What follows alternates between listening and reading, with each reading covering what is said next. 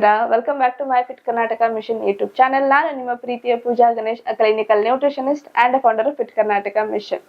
So ಇವತ್ತಿನ topic ಬಂದ್ಬಿಟ್ಟು weight loss ಪ್ರಿಯರಿಗೆ. ಸೊ ಯಾರೆಲ್ಲ ವೆಯ್ಟ್ ಲಾಸ್ ಮಾಡ್ಕೋಬೇಕು ಅಂತ ಅನ್ಕೊಂಡಿದ್ರ ಅವರೆಲ್ಲರೂ ಕೇಳೋದು ಕಾಮನ್ ಆಗಿ ಒಂದು ಪ್ರಶ್ನೆ, ಸಿಹಿ ತಿನ್ಲೇಬಾರ್ದಾ, ಸಕ್ಕರೆ ಸಂಪೂರ್ಣವಾಗಿ ಬಿಡ್ಬೇಕಾ, ಬೆಲ್ಲ ತಿನ್ನಬಹುದಾ ಅನ್ನೋದು ಪ್ರಶ್ನೆ. ಸೊ ಇವತ್ತಿನ ಟಾಪಿಕ್ ಅಲ್ಲಿ ಅಂದ್ರೆ ಇವತ್ತಿನ ವಿಡಿಯೋದಲ್ಲಿ ಈ ಟಾಪಿಕ್ ಅನ್ನ ಕವರ್ ಮಾಡೋದಕ್ಕೆ ಇಷ್ಟಪಡ್ತಾ ಇದ್ದೀನಿ. ಸೊ ನೀವು ಏನಾದ್ರೂ ಚಾನಲ್ ಮೇಲೆ ಹೊಸಬ್ರು ಇದ್ದೀರಾ ಅಂದ್ರೆ ಏನ್ ಮಾಡ್ಬೇಕು, ಚಾನಲ್ ಅನ್ನ ಸಬ್ಸ್ಕ್ರೈಬ್ ಮಾಡ್ಬೇಕು, ಬೆಲ್ ಐಕನ್ ಅನ್ನ ಒತ್ತಬೇಕು. ನೀವೇನಾದ್ರೂ ಸಬ್ಸ್ಕ್ರೈಬ್ ಮಾಡ್ತಾ ಇಲ್ಲ, ಬೆಲ್ ಐಕನ್ ಅನ್ನ ಒತ್ತಾ ಇಲ್ಲ ಅಂದ್ರೆ ಮುಂದೆ ನನಗೆ ವಿಡಿಯೋ ಮಾಡೋದಕ್ಕೆ ಮೋಟಿವೇಶನ್ ಇರೋದಿಲ್ಲ. So please do the needful. Okay, so ಬನ್ನಿ ವಿಡಿಯೋನ ಸ್ಟಾರ್ಟ್ ಮಾಡೋಣ. ಮೊದಲು ನಾವು ಡಿಫರೆನ್ಸ್ ಅನ್ನ ತಿಳ್ಕೋಬೇಕು. ಏನ್ difference? Brown sugar, white sugar, ಬೆಲ್ಲದಲ್ಲಿ ವ್ಯತ್ಯಾಸ ಏನಿದೆ? ಈಗ ವೆಯ್ಟ್ ಲಾಸ್ ಅಂತ ಬಂದಾಗ ನಾವು ಯಾವ್ದ್ರ ಮೇಲೆ ಫೋಕಸ್ ಮಾಡ್ತೀವಿ? ಕ್ಯಾಲರೀಸ್ ಮೇಲೆ ಫೋಕಸ್ ಮಾಡ್ತೀವಿ ಅಲ್ವಾ?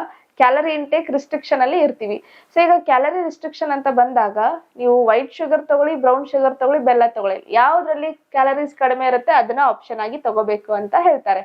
ಈಗ ಹಾಗೆ ನೋಡೋದಾದ್ರೆ ಬ್ರೌನ್ ಶುಗರ್, ವೈಟ್ ಶುಗರ್, ಬೆಲ್ಲ, ಆರ್ಗ್ಯಾನಿಕ್ ಇರ್ಲಿ ಅನ್ಆರ್ಗ್ಯಾನಿಕ್ ಇರ್ಲಿ ಯಾವ್ದೇ ಇದ್ರೂ ಕೂಡ ಮೂರುದ್ರದ್ದು ಸೇಮ್ ಸರ್ವಿಂಗ್ ಅಲ್ಲಿ ಸೇಮ್ ಕ್ಯಾಲರೀಸ್ ಇರುತ್ತೆ. ಸೊ ಮೂರುದ್ರಲ್ಲಿ ಸೇಮ್ ಕ್ಯಾಲರೀಸ್ ಇರೋದ್ರಿಂದ ನಿಮ್ಮ ವೆಯ್ಟ್ ಲಾಸ್ ಜರ್ನಿ ಮೇಲೆ ಮೂರು ಕೂಡ ಒಂದೇ ತರಹದ ಇಂಪ್ಯಾಕ್ಟ್ ಅನ್ನ ಕೊಡುತ್ತೆ. ಇನ್ನು ಎರಡನೇದು ನ್ಯೂಟ್ರಿಷನ್ ಅಂತ ಬಂದಾಗ ಯಾವ್ದ್ರಲ್ಲಿ ಜಾಸ್ತಿ ನ್ಯೂಟ್ರಿಯನ್ಸ್ ಇದೆ? ಬೆಲ್ಲದಲ್ಲಿ ಸ್ವಲ್ಪ ಐರನ್ ಪ್ರಮಾಣ ಜಾಸ್ತಿ ಇದೆ, ಬ್ರೌನ್ ಶುಗರ್ ಅಲ್ಲಿ ಸ್ವಲ್ಪ ಪ್ರಮಾಣದಲ್ಲಿ ಮ್ಯಾಗ್ನೀಷಿಯಂ, ಪೊಟ್ಯಾಷಿಯಂ, ಕ್ಯಾಲ್ಸಿಯಂ ಇದೆ, ವೈಟ್ ಶುಗರ್ ಅಲ್ಲಿ ಯಾವುದೇ ರೀತಿಯಾದಂತಹ ಒಂದು ನ್ಯೂಟ್ರಿಯನ್ಸ್ ಜಾಸ್ತಿ ಲಭ್ಯವಿಲ್ಲ. ಆದ್ರೆ ಯೋಚನೆ ಮಾಡುವಂತ ವಿಷಯ ಅಂದ್ರೆ ಏನಪ್ಪಾ ಅಂದ್ರೆ ಈ ಮೂರು ಒಂದು ಪದಾರ್ಥಗಳಲ್ಲಿ ಇರುವಂತಹ ನ್ಯೂಟ್ರಿಯನ್ಸ್ ಏನಿದೆ ಅದು ದೇಹಕ್ಕೆ ತಾಗೋದೇ ಇಲ್ಲ. ಯಾಕಂದ್ರೆ ಅಷ್ಟು ಕಡಿಮೆ ಪ್ರಮಾಣದಲ್ಲಿ ಇದೆ. ಬೆಲ್ಲದಲ್ಲಿ ಐರನ್ ಇದೆ ತಗೊಳ್ಳಿ, ವೈಟ್ ಶುಗರ್ ಗಿಂತ ಬೆಲ್ಲ ತುಂಬಾ ಒಳ್ಳೇದು ಅಂತ ತುಂಬಾ ಕಡೆ ಕ್ಲೇಮ್ಸ್ ಹೇಳ್ತಾ ಇರ್ತಾರೆ. ಬಟ್ ಅದು ಎಷ್ಟು ದೇಹಕ್ಕೆ ಸಿಗ್ತಾ ಇದೆ? ತುಂಬಾ ನೆಗ್ಲಿಜಿಬಲ್ ಅಮೌಂಟ್ ಅಲ್ಲಿ ಸಿಗ್ತಾ ಇದೆ. ಸೊ ಬೆಲ್ಲ ಒಳ್ಳೇದು ಅಂತ ನೀವೇನಾದ್ರೂ ಟೀ ಕಾಫಿಯಲ್ಲಿ ಬೆಲ್ಲ ಸೇರಿಸ್ಕೊಂಡು ಸೇವಿಸ್ತಾ ಇದ್ದೀರಾ ಅಂದ್ರೆ ಅದು ನಿಮ್ಗೆ ವೇಟ್ ಲಾಸ್ ಅಲ್ಲಿ ಯಾವತ್ತೂ ಕೂಡ ಹೆಲ್ಪ್ ಆಗೋದಿಲ್ಲ. ಸೊ ಬ್ರೌನ್ ಶುಗರ್ ಆಗ್ಲಿ, ವೈಟ್ ಶುಗರ್ ಆಗ್ಲಿ, ಬೆಲ್ಲ ಆಗ್ಲಿ ನೀವು ಸೇವಿಸ್ಬೇಕು ಅಂತ ಅನ್ಕೊಂಡಿದ್ದೀರಾ ಅಂದ್ರೆ ಮೂರಲ್ಲಿ ಯಾವುದೇ ಆಯ್ಕೆ ಮಾಡ್ಕೊಂಡು ಕೂಡ ಮಾಡರೇಷನ್ ಅಲ್ಲಿ ಸೇವಿಸ್ಬೇಕು. ಪೂರ್ತಿ ದಿನದ ಸರ್ವಿಂಗ್ ಅಲ್ಲಿ 1 ರಿಂದ 1.5 ಟೇಬಲ್ ಸ್ಪೂನ್ ಗಿಂತ ಜಾಸ್ತಿ ಸಕ್ಕರೆ ಆಗಿರ್ಬೋದು, ಬೆಲ್ಲ ಆಗಿರ್ಬೋದು, ಬ್ರೌನ್ ಶುಗರ್ ಅನ್ನ ಸೇವಿಸುವಂತಹ ಅವಶ್ಯಕತೆ ಇಲ್ಲ. ಅದಕ್ಕಿಂತ ಜಾಸ್ತಿ ಸೇವಿಸ್ತಾ ಇದ್ರ ಆರೋಗ್ಯಕ್ಕೆ ಒಳ್ಳೇದು, ಇದಕ್ಕಿಂತ ಇದು ಒಳ್ಳೇದು ಅಂತ ಸೇವಿಸ್ತಾ ಇದ್ರ ಅಂದ್ರೆ ನೀವು ಮೋಸ ಹೋಗ್ತಾ ಇದ್ದೀರಾ ಅಂತ ಅರ್ಥ. ಬೆಲ್ಲದ ಬಗ್ಗೆ ಗೊತ್ತಾಯ್ತಾ? ಇನ್ನು ವೈಟ್ ಶುಗರ್ ಮತ್ತೆ ಬ್ರೌನ್ ಶುಗರ್ ಅಲ್ಲಿ ಏನ್ ವ್ಯತ್ಯಾಸ ಇದೆ? ಒಂದೇ ಒಂದು ವ್ಯತ್ಯಾಸ ಇದೆ, ಅದು ಮೊಲಾಸಿಸ್ ಅನ್ನುವಂತ ಅಂಶ. ಇದು ಸಕ್ಕರೆ ಮಾಡುವಂತಹ ವಿಧಾನದಲ್ಲಿ ಲಾಸ್ ಆಗಿರುತ್ತೆ. ಸೊ ಬ್ರೌನ್ ಶುಗರ್ ಅಲ್ಲಿ ಏನ್ ಮಾಡ್ತಾರೆ, ಮೊಲಾಸಿಸ್ ಅನ್ನ ಮತ್ತೆ ಆಡ್ ಮಾಡ್ತಾರೆ. ಆ ಮೊಲಾಸಿಸ್ ಅಲ್ಲಿ ಏನಿರುತ್ತೆ?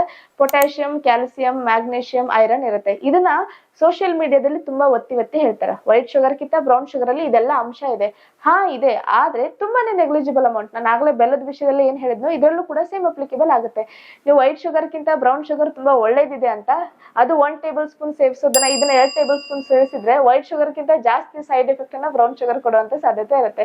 ಸೊ ಹೀಗಾಗಿ ಸರ್ವಿಂಗ್ ಅಂತ ಬಂದಾಗ ಸಂಪೂರ್ಣ ದಿನದಲ್ಲಿ 1 ರಿಂದ 1.5 ಟೇಬಲ್ ಸ್ಪೂನ್ ನೀವು ಸಕ್ಕರೆ, ಬೆಲ್ಲ, ಬ್ರೌನ್ ಶುಗರ್ ಯಾವುದೇ ಸೇವಿಸಿದ್ರು ಕೂಡ ಆರೋಗ್ಯಕ್ಕೆ ಯಾವುದೇ ರೀತಿ ಹಾನಿಕರ ಆಗಿರೋದಿಲ್ಲ. ಇದಕ್ಕಿಂತ ಜಾಸ್ತಿ ಸೇವನೆ ಮಾಡಿದ್ದಲ್ಲಿ ಕ್ಯಾಲರಿ ಇಂಟೇಕ್ ಜಾಸ್ತಿ ಆಗುತ್ತೆ. ಆವಾಗ ನಿಮ್ಮ ವೆಯ್ಟ್ ಲಾಸ್ ಆಗದೆ ಇರುವಂತ ಸಾಧ್ಯತೆ ಇರುತ್ತೆ. ನೀವೇನಾದ್ರೂ ಡಯಟಿಷಿಯನ್ ಹತ್ರ ಡಯಟ್ ಪ್ಲಾನ್ ತಗೊಳ್ತಾ ಇದ್ರ ಅಂದ್ರೆ ನೀವು ಅವ್ರ ಜೊತೆ ಮಾತಾಡ್ಕೊಂಡು ಕ್ಯಾಲರಿ ಮ್ಯಾನೇಜ್ ಅನ್ನ ಮಾಡ್ಕೊಂಡು ದಿನಕ್ಕೆ 2 ಸರ್ವಿಂಗ್ ಟೀ, ಕಾಫಿನ ತಗೊಳ್ಳೋದ್ರಲ್ಲಿ ಯಾವ್ದು ರೀತಿ ತಪ್ಪಿಲ್ಲ. ಆಸ್ ಎ ಡಯಟಿಷಿಯನ್ ಆಗಿ ನಾವು ಕೂಡ ಕನ್ಸ್ಯೂಮ್ ಮಾಡ್ತೀವಿ.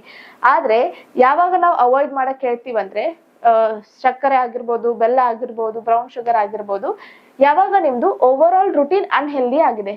ಅನ್ಹೆಲ್ದಿ ಅಂದ್ರೆ ಅತಿಯಾಗಿ ನಿಮ್ದು ಊಟದ ಕನ್ಸಂಪ್ಷನ್ ಜಾಸ್ತಿ ಇದೆ, ಆಲ್ರೆಡಿ ಕ್ಯಾಲರಿ ಇಂಟೇಕ್ ಜಾಸ್ತಿ ಇದೆ ಅಂದಾಗ ಶುಗರ್ ಅನ್ನ ಅವಾಯ್ಡ್ ಮಾಡಕ್ ಹೇಳ್ತೀವಿ.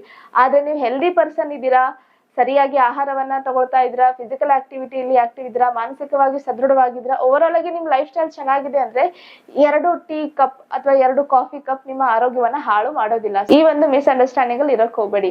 ವೇಟ್ ಲಾಸ್ ಆಗ್ಬೇಕು ಅಂದ್ರೆ ಸಂಪೂರ್ಣವಾಗಿ ಬೆಳಿಗ್ಗೆ, ಮಧ್ಯಾಹ್ನ, ರಾತ್ರಿ 3 ಹೊತ್ತು ಏನ್ ಊಟ ಮಾಡ್ತೀರಾ, ಆ ಊಟದ ಜೊತೆ ಸಕ್ಕರೆನ ಎಷ್ಟು ತಗೊಳ್ತಾ ಇದ್ದೀರಾ, ದೈಹಿಕ ವ್ಯಾಯಾಮದಲ್ಲಿ ಎಷ್ಟು ತೊಡಗಿದ್ದೀರಾ, ಇದೆಲ್ಲವೂ ಕೂಡ ಮ್ಯಾಟರ್ ಆಗುತ್ತೆ.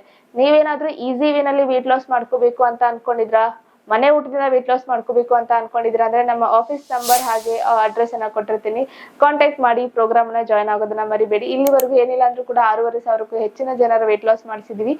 ವಿತ್ ಹೋಮ್ ಫುಡ್ ಅಂದ್ರೆ ಮನೆ ಊಟ, ರಾಗಿ ಮುದ್ದೆ, ಅವಲಕ್ಕಿ ಎಲ್ಲವನ್ನ ಸೇವಿಸ್ಕೊಂಡು ಈ ತರ ಮಾಡ್ಬೋದು. ಆದ್ರೆ ತಪ್ಪು ಕಲ್ಪನೆಯಲ್ಲಿ ಇರೋದು ತುಂಬಾ ತಪ್ಪು. ಯಾವುದೇ ಒಂದು ಆಹಾರ ವೆಯ್ಟ್ ಲಾಸ್ ಮಾಡಿಸ್ಬಿಡುತ್ತೆ, ಯಾವುದೇ ಒಂದು ಆಹಾರವನ್ನ ಬಿಡೋದ್ರಿಂದ ನಮ್ದು ವೆಯ್ಟ್ ಗೇನ್ ಆಗ್ಬಿಡುತ್ತೆ ಅನ್ನೋದು ತುಂಬಾ ತಪ್ಪು. ಎಲ್ಲವೂ ಹೊಲಿಸ್ಟಿಕ್ ಅಪ್ರೋಚ್ ಅಲ್ಲಿ ಇರಬೇಕು, ಆವಾಗಲೇ ಒಂದು ಸಸ್ಟೈನಬಲ್ ರಿಸಲ್ಟ್ ಅನ್ನ ನೀವು ಕಾಣೋದಕ್ಕೆ ಸಾಧ್ಯ. ಇವತ್ತಿನ ವಿಡಿಯೋ ನಿಮ್ಗೆ ಇಷ್ಟ ಆದ್ರೆ ನಿಮ್ಮ ವೆಯ್ಟ್ ಲಾಸ್ ಸ್ನೇಹಿತರಿಗೆ ವಿಡಿಯೋನ ಶೇರ್ ಮಾಡೋದನ್ನ ಮರಿಬೇಡಿ ಆಯ್ತಾ. ಅಂಡ್ ಚಾನೆಲ್ ಅನ್ನ ಸಬ್ಸ್ಕ್ರೈಬ್ ಮಾಡಿ ಸಪೋರ್ಟ್ ಮಾಡೋದನ್ನ ಮರಿಬೇಡಿ. See you next video.